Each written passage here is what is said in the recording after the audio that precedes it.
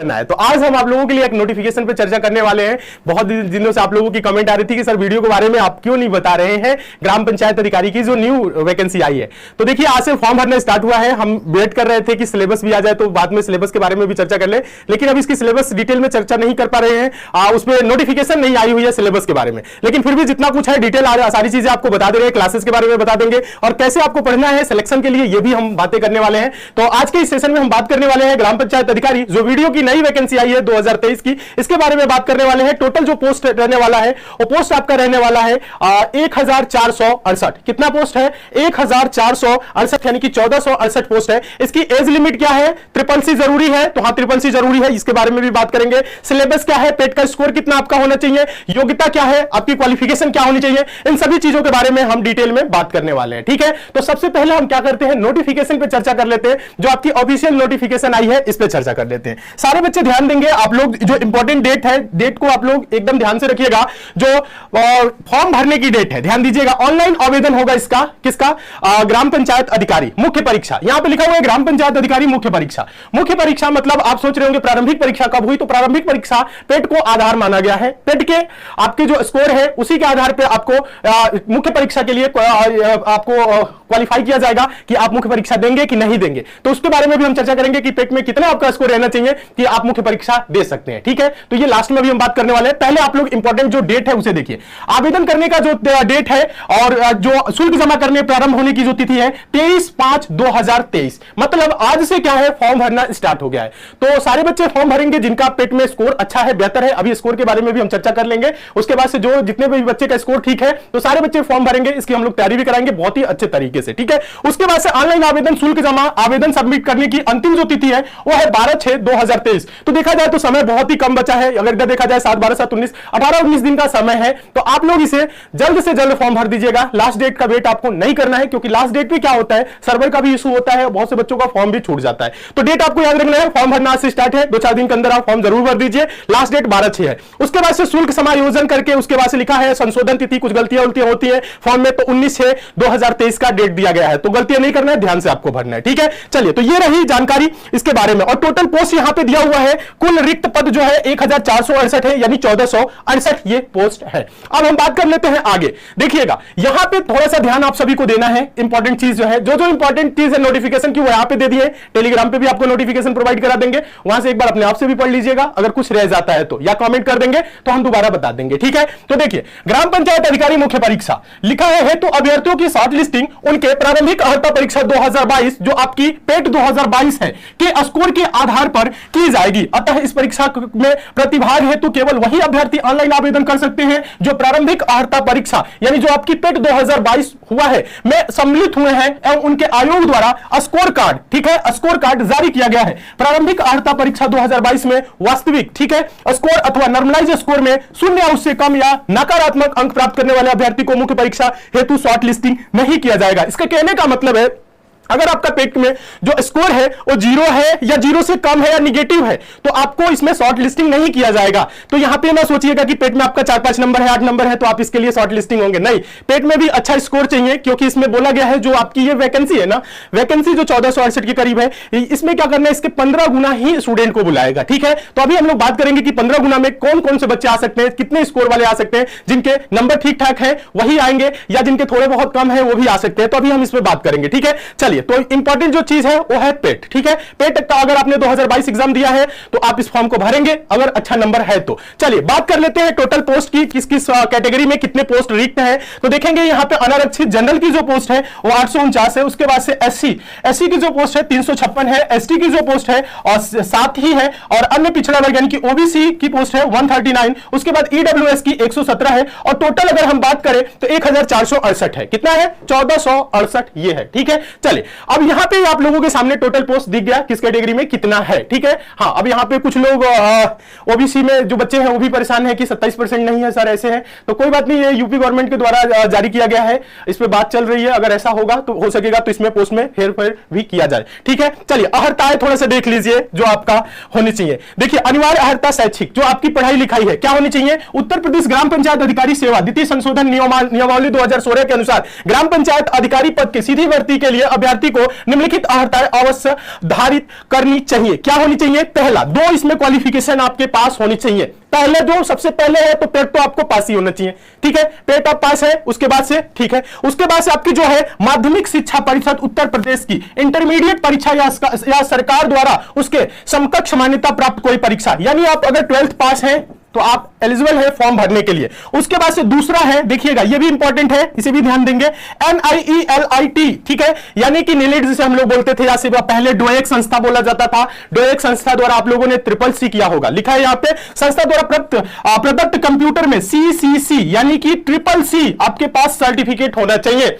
CCC certificate होना चाहिए। अब उसमें आपको ये ना सोचिएगा CCC में A ग्रेड है, B ग्रेड है, C ग्रेड है, D ग्रेड है, ये चीज नहीं सोचना है। अगर CCC आप एग्जाम पास है तो इसके लिए आप एलिजिबल है, ठीक है, ये चीज हो गया। यानी 2 चीजें आपके पास होनी चाहिए, 12th आप पास है, उसके बाद से आपके पास क्या होनी चाहिए? CCC, ठीक है। बहुत से बच्चे ऐसे हैं जो अभी तक CCC नहीं किए हुए हैं, बहुत से बच्चे ऐसे हैं जो CCC एग्जाम ही नहीं दिए हुए हैं और उनके पास सर्टिफिकेट ही नहीं है, तो वो बच्चे क्या हो जाएंगे? बाहर हो जाएंगे, चाहे उनका पेट में 80, 85, 90 कितना हो नंबर हो, कितना हो अच्छा पेट में परफॉर्मेंस किए हो, अगर CCC नहीं है तो बाहर हो जाएंगे। अभी हम आप लोगों को एक चीज बता देते हैं, जो भी स्टूडेंट ऐसे हैं जो CCC नहीं किए हुए हैं तो CCC आप लोग जरूर कर लीजिए, सारे बच्चे CCC कर लीजिए। CCC में बहुत ही नॉर्मल चीजें पूछी जाती है कंप्यूटर की, आप छोटी सी मार्केट से कोई भी पतली बुक ले लेंगे या ऑनलाइन आप क्लासेस देख लेंगे, 10-20 क्लासेस देख लेंगे तो उतने में CCC आप आराम से पास कर लेंगे, तो आपके पास सर्टिफिकेट भी हो जाएगा। तो जो बच्चे रह रहे हैं या नहीं भी अगर CCC किए हैं तो आप CCC जरूर कर लीजिए, ठीक है, या पेट अभी नहीं तक दिए हैं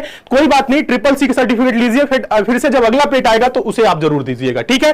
चलिए, CCC नहीं है, बहुत से बच्चों के पास CCC नहीं है, जिस वजह से क्या होगी, हाँ, जिस वजह से जो पेट का स्कोर रहने वाला है कम भी रह सकता है, ठीक है। चलिए, उसके बाद से यहां पे देखिएगा कुछ छूट भी है, अधिमान्य रहता है ऐसे अभ्यर्थी को जिसने प्रादेशिक सेना में न्यूनतम 2 वर्ष की अवधि तक सेवा की हो, 2 वर्ष की सेवा की हो, देखिएगा, या उसके पास राष्ट्रीय cadet corps NCC national cadet corps, समझ रहे हैं ना, NCC का B प्रमाण पत्र प्राप्त किया हो, A प्रमाण पत्र नहीं, B, C है तो भी अच्छा है, B है, कम से कम चाहिए आपको B प्रमाण पत्र आप पास है, B प्रमाण पत्र किए हैं तो आपको उस टाइम पे अगर 2 बच्चों के नंबर क्या होते हैं, अगर समान होते हैं तो आपको वरीयता दी जाएगी, क्योंकि इन्होंने इनके पास B सर्टिफिकेट है तो आपको वरीयता मिलेगी, छूट मिलेगी उस टाइम पे जब 2 बच्चों के नंबर समान होंगे। अगर आप ही की तरह एक और कोई स्टूडेंट आ जाए और एक NCC किया हुआ है एक नहीं किया हुआ है तो NCC वाले को वरीयता दी जाएगी, तो NCC B प्रमाण पत्र है तो आपको फायदा होने वाला है, ठीक है। चलिए आगे हम आप लोगों को बात कर लेते हैं एज क्या रहने वाली है, ठीक है। एज ध्यान दीजिएगा, जो एज रहने वाला है वो देख लीजिए। एज लिखा हुआ है कि 1 जुलाई को 18 वर्ष की आयु प्राप्त कर ली हो और 40 वर्ष से अवधि की आयु प्राप्त ना की हो। एज रिलैक्सेशन भी है अलग अलग कैटेगरी में, लेकिन जो सॉरी जो आयु है वो 18 से क्या है 40 है, तो आयु आप देख ही रहे हैं बहुत ज्यादा है, तो आप इसके लिए एलिजिबल होंगे ही। बहुत सारे बच्चे स्टूडेंट जो होंगे और बड़े भी जो होंगे, सीनियर भी होंगे, वो भी एलिजिबल होंगे इसके लिए फॉर्म भरने के लिए, ठीक है। चलिए उसके बाद से बता लेते हैं, देखिएगा ये देखिएगा, चयन का आधार केवल लिखित परीक्षा, मतलब चयन का जो आधार होगा, जो सिलेक्शन का आपका प्रोसेस होगा और जिसमें मतलब सिलेक्शन आपकी होगी वो होगी लिखित परीक्षा के आधार पे ही मेरिट बनेगा, ठीक है। लिखित परीक्षा के आधार पे ही मेरिट बनेगा और उसी के आधार पे आपका सिलेक्शन होने वाला है, ठीक है। हाँ, तो यहां पे आपको क्या करना है, सबसे पहले बता दें, लिखित परीक्षा आपकी बेहतर होनी चाहिए सिलेक्शन लेने के लिए। क्या पढ़ना है, कैसे पढ़ना है, उसके बारे में भी हम आपको जानकारी देंगे। अभी यहां पे एक चीज दिया हुआ है, परीक्षा योजना और पाठ्यक्रम, जो पाठ्यक्रम रहने वाला है, इसका सिलेबस रहने वाला है, तो इसमें लिखा हुआ है लिखित परीक्षा हेतु परीक्षा योजना एवं पाठ्यक्रम तथा परीक्षा तिथि के संबंध में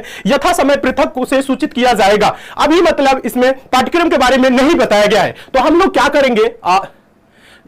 करेंगे, देखिएगा, जो पहले सिलेबस था, देखिएगा जो पहले 2018 में एग्जाम हुआ था उसी सिलेबस के अकॉर्डिंग पढ़ाई करेंगे। हो सकता है इस बार आपके एग्जाम में कंप्यूटर भी ऐड हो जाए, क्योंकि कंप्यूटर देखा जा रहा है कई जगह ऐड किया गया है, जैसे आप देख रहे हैं CGL में, CHSL में, इसी तरह से कंप्यूटर को यहां पे ज्यादा वरीयता दी जा रही है, तो हो सकता है ऐड हो जाए। ना भी हो तो पहले का जो सिलेबस है पूरा बदलेगा नहीं, रीजनिंग आता है, GS आता है, हिंदी आता है, कितने क्वेश्चन आते हैं अभी हम बात करेंगे, ठीक है। पहले ये देख लीजिएगा थोड़ा सा लिखित परीक्षा के संबंध में विशेष नोट, यहां पे आप देखेंगे लिखा गया है, ग्राम पंचायत अधिकारी की लिखित परीक्षा हेतु विज्ञप्ति पदों के सापेक्ष श्रेणीवार 15 गुना अभ्यर्थी को अंतिम कट ऑफ अंक या परसेंटेज, ठीक है, परसेंटाइल स्कोर 10 के 02 स्थान यानी 2 अंक तक धारित करने वाले समस्त अभ्यर्थियों को सम्मिलित करते हुए को मुख्य परीक्षा हेतु शॉर्ट लिस्ट किया जाएगा। ये बोल रहा है जो आपका टोटल पोस्ट है 1468 जो पोस्ट है इसका बोल रहा है 15 गुना, तो इसका 15 गुना लगभग 22,000 के समथिंग हो रहा है, यानी 22,000 स्टूडेंट को ये क्या बोल रहा है कि बुलाया जाएगा परीक्षा के लिए, जो आपका ग्राम पंचायत अधिकारी का मुख्य परीक्षा होने वाला है, वीडियो का मुख्य परीक्षा होने वाला है। लगभग 22,000 स्टूडेंट को ये शॉर्ट लिस्टिंग करेंगे और बुलाएंगे मुख्य परीक्षा के लिए। तो 22,000 स्टूडेंट में कौन कौन से स्टूडेंट आएंगे जिनका पेट में स्कोर कितना है इसके बारे में हम आप लोगों को बता दें। देखिएगा आप यहां पे टोटल पोस्ट तो देख ही रहे हैं, सबकी पोस्ट क्या क्या रहने वाली है। तो लगभग हम लोगों ने एक अनुमान लगाए हैं कि लगभग क्या हो सकता है, अनुमान ही लगाया जा सकता है, क्योंकि इस बार क्या है ना, इस बार हम आपको बता दें एक चीज जानकारी आप लोगों को देना चाहेंगे। देखिए बहुत से स्टूडेंट हैं जिनके पास ट्रिपल-C नहीं है। ट्रिपल-C नहीं है तो वो स्टूडेंट क्या होंगे, वो स्टूडेंट क्या होंगे, वो स्टूडेंट बाहर हो जाएंगे। ठीक है, वो स्टूडेंट सीधा सीधा बाहर होने वाले हैं। तो क्या होगा कि पेट की जो कट ऑफ रहने वाली है, जो स्कोर कार्ड रहने वाला आपका, हो सकता है थोड़ा सा कम जाए पेट की। ठीक है, हाँ पेट का जो स्कोर है आपका हो सकता है थोड़ा सा नीचे रहे। ठीक है, तो ट्रिपल-C की वजह से बाहर जाएंगे। बहुत से ऐसे बच्चे होंगे जो पेट का एग्जाम दिए होंगे, अभी आपका सीजीएल का रिजल्ट आया, पिछला आया, उसके बाद से अभी आया, तो इसमें बहुत सारे बच्चे ऐसे होंगे जो सीजीएल में सेलेक्ट हो गए होंगे, सीएचएसएल में हो गए होंगे, और भी अन्य कई जगह पे रिजल्ट आया है, सेलेक्ट हो गए होंगे। तो वो क्या करेंगे, वो इसके लिए वीडियो के लिए फॉर्म नहीं भरेंगे। ठीक है, तो इस वजह से क्या हो सकता है कि आपकी पेट में थोड़ा बहुत आपको वरीयता मिल जाए, मतलब कहने का मतलब है उसकी कट ऑफ कम जाए। तो एक हम लोग अनुमान लगा रहे हैं मैक्सिमम जो आपके पेट का स्कोर कार्ड जो 2022 है वो कितने नंबर तक हो सकता है, 70 से 75। 70 से 75 के बीच देखा जाए तो 70 अगर आपके हैं तो आप ज्यादातर उम्मीद है, बहुत ज्यादा उम्मीद है कि 70 वाले बच्चे जो है उनको मुख्य परीक्षा के लिए बुलाया जाए। कितने, 70। हो सकता है कि ये थोड़ा बहुत कम भी हो जाए ट्रिपल-C की वजह से। ट्रिपल-C बहुत से ऐसे बच्चे हैं जिनके पास है ही नहीं। ठीक है, तो 70 से 75 के बीच में अगर आपका है, 75 से ज्यादा है तो अच्छी बात है, 70 से ज्यादा है तो अच्छी बात है। फॉर्म आप लोग जरूर भरिएगा। फॉर्म भरने की जो फी भी है वो बहुत ही कम रखी गई है, 25 रुपए ही फी है। तो आप लोग फॉर्म जरूर भरेंगे, थोड़ा बहुत कम भी आ रहा है, कोशिश करेंगे आपका अगर 2-3 नंबर और भी कम आ रहा है, 65 से ऊपर भी जा रहे हैं ना, तो आप लोग फॉर्म भरिएगा और तैयारी करिएगा। तैयारी आपकी बर्बाद नहीं जाएगी। ठीक है, पढ़ाई आपकी वेस्ट नहीं होने वाली है। आपको जीएस पढ़ना है, जीएस तो आप पढ़ते हैं, अदर एग्जाम के लिए भी पढ़ते हैं, तो इसके लिए भी पढ़ सकते हैं, और साथ ही आप अदर एग्जाम के लिए भी पढ़ सकते हैं। आपको हिंदी पढ़ना है, हिंदी पढ़ेंगे तो आगे आने एग्जाम में भी काम आ जाएगा। रीजनिंग पढ़ ही रहे हैं तो रीजनिंग भी आपको पढ़ना है, तो आपका बेकार नहीं जाने वाला है। बहुत से बच्चे हैं ऐसे जिनके नंबर अच्छे खासे हैं, तो उन्हें तो टेंशन लेने की जरूरत ही नहीं है। तो कोशिश करिएगा अगर आपके 66 है, 67 भी है तो भी आपको परेशान नहीं होना है, 68 है या 70-75 से ज्यादा है तो भी आप क्या कर सकते हैं, फॉर्म भरने का प्रयास जरूर करिएगा, क्योंकि इस बार अनुमान ही लगाया जा रहा है। अभी जब तक ऑफिशियल उसकी आ न जाए कि कितने पेट वालों को होगा, तो तब तक अभी आप लोग तैयारी में लगे रहिए, मेहनत करिए और अपने सिलेक्शन को सुनिश्चित करिए। क्या करिए,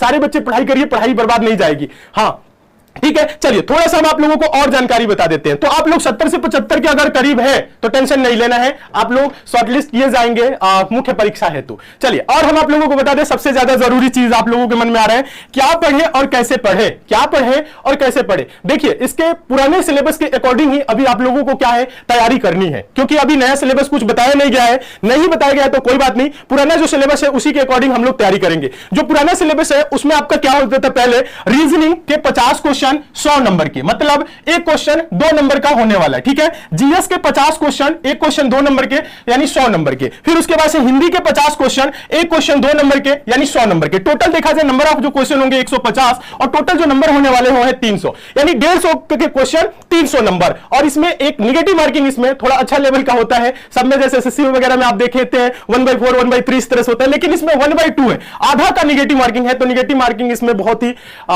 ज्यादा है, देखा जाए तो बहुत ही संभल के इसके पेपर दिया जाता है, बहुत ही अच्छे तरीके से दिया जाता है। और हम आपको बता दें बस यही चीज आपको पढ़ना है, रीजनिंग पढ़ना है। रीजनिंग में तो आप महारत हासिल किए हुए हैं, अगर आप अच्छे से पढ़ते हैं तो रीजनिंग में आप बहुत अच्छे तरीके से कर लेंगे। जीएस भी आप अच्छा कर लेंगे, क्योंकि इसके जो जीएस है ना बहुत ज्यादा टफ नहीं आता है, सिंपल लेवल का जीएस आता है। आप पीछे पेपर भी देखे होंगे। हिंदी की बात करें तो हिंदी में आप बेहतर कर सकते हैं, बड़े आराम से कर सकते हैं, और टीचर हम लोगों के हिंदी पढ़ा भी रहे। अब हम आप लोगों को थोड़ी सी बता देते हैं क्लासेस के बारे में, और एक चीज और हम आप लोगों को बता देते हैं। इसके लिए आप लोग सोच रहे होंगे कि एसएससी मेकर ऐप पे बैच चलेगा कि नहीं, तो हम आपको बता दें जो ही इसका सिलेबस आएगा तो ऐप पे हम लोग इसके लिए, ठीक है, ऐप पे वीडियो के लिए एक स्पेशल हम लोग क्लास भी चलाएंगे, पूरा टारगेट करके चलाएंगे और 100% सिलेक्शन के लिए आप लोगों के लिए चलाया जाएगा। तो आप लोग सभी बच्चे ऐप को डाउनलोड कर लीजिएगा। अगर ऐप को डाउनलोड नहीं किया है तो ऐप पे आप लोगों के लिए क्लासेस चलेंगी। और हम आप लोगों को बता देते हैं, देखिए अभी आप लोगों को हम बता दें रीजनिंग की क्लास, रीजनिंग की क्लास के लिए आप क्या करिएगा, रीजनिंग की क्लास के लिए डेली आपकी क्लास होती है 8 PM पे। कितने बजे?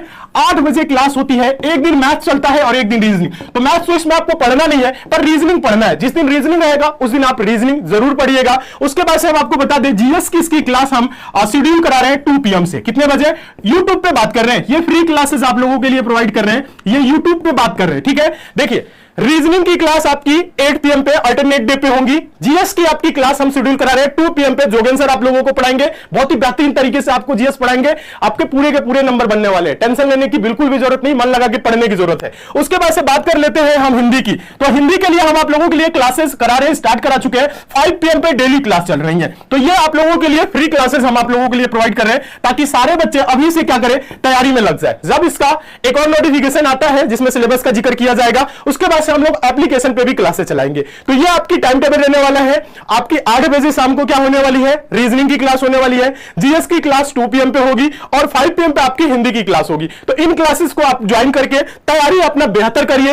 ये नहीं कि अब नोटिफिकेशन आएगा सिलेबस का तब पढ़ेंगे, ऐसे पढ़ेंगे वैसे पढ़ेंगे, नहीं, ये सब बिल्कुल भी आपको नहीं सोचना है। आपको पढ़ाई करना है और हम आपको बता दें पढ़ाई कभी बेकार नहीं जाता है, ठीक है। तो आपको पढ़ते रहना है, अच्छे से पढ़ना है। फिर भी आपको कहीं दिक्कत है, समस्या है, तो आप हमें मैसेज कर सकते हैं, आप हमें कमेंट कर सकते हैं, नीचे आप बता दीजिएगा। अगर कुछ रह जाता है तो भी बता देंगे, तो हम लोग बातें कर लेंगे, ठीक है। उम्मीद करते हैं ये सेशन आपको बहुत ही अच्छा लगा होगा। हाँ, 4 PM पे रीजनिंग की क्लास चलती है निखिल सर के द्वारा, तो एसएससी सीजीएल सीएचएसएल एमटीएस के लिए पढ़ा रहे हैं। तो 8 PM पे हम वीडियो एग्जाम के लिए भी उसमें क्वेश्चन शामिल करेंगे, ठीक है, ताकि आपका वीडियो का एग्जाम है वो भी चल जाए और भी अदर एग्जाम है वो भी साथ में चल जाए, ठीक है। तो आप लोग अच्छे से पढ़िए, मन लगा के तैयारी करिए और अपने सिलेक्शन को सुनिश्चित करिए। तो आप लोगों के लिए ये फ्री क्लासेस प्रोवाइड कर रहे हैं। इन सभी क्लासेस को आप अच्छे से ज्वाइन करिए और अपने तैयारी को बेहतर बनाइए और अपने सिलेक्शन को सुनिश्चित करिए, ठीक है। तो दोस्तों इस सेशन को हम यहीं तक रखेंगे। जैसे ही और कुछ नोटिफिकेशन आता है, सिलेबस आता है, तो उसके बारे में भी हम आपको जानकारी देंगे। तो सारे बच्चे ऐप को डाउनलोड कर लीजिए। ऐप को डाउनलोड नहीं किए हैं तो टेलीग्राम से भी जुड़ जाइए। कोई आपको डाउट है तो नीचे कमेंट कर दीजिएगा, उस कमेंट को देखा जाएगा और जवाब भी आपको दिया जाएगा, ठीक है। तो चलिए, तो आज के लिए दोस्तों इतना ही, मिलते हैं अगली क्लास में। तब तक के लिए दोस्तों धन्यवाद।